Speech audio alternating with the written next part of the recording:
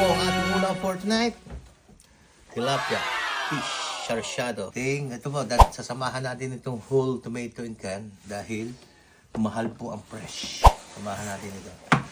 Tapos itlog, onion, garlic, patis. Hindi po kasali ay ito, suka. Hindi siya kasali sa ingredients. Gagawin mo sausawan, pwede. Pero hindi siya kasali sa ingredients.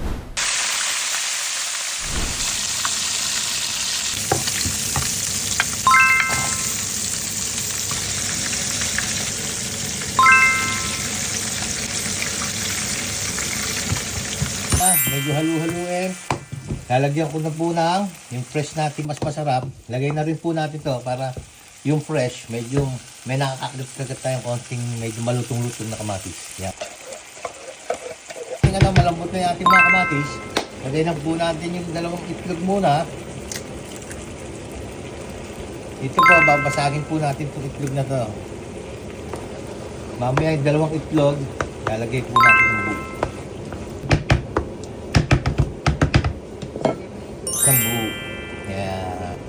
Yum. Sa tawag na sarsyadong itlog. Joke lang. Just kidding. Ngayon po, lilinis-linis tayo. Yan ang natutunan natin kay Bossing Jonel natin. Yan po, Boss Jonel. Ayan yung shoutout kay Boss Jonel. Doon yung request mong sarsyado.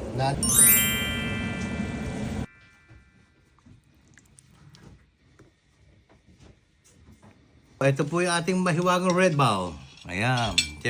Tapos, ito yung paborito ko guys, family. Yung sarsyadong itlog. Yung ating fish. Mainit.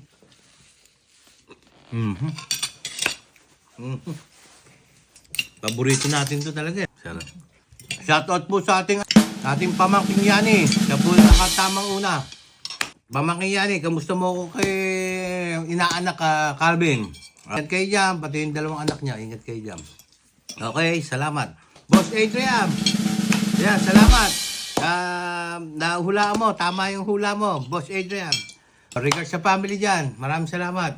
Ulam for tonight, fish tilapia, sarsyado, with egg, beautiful. See you tomorrow.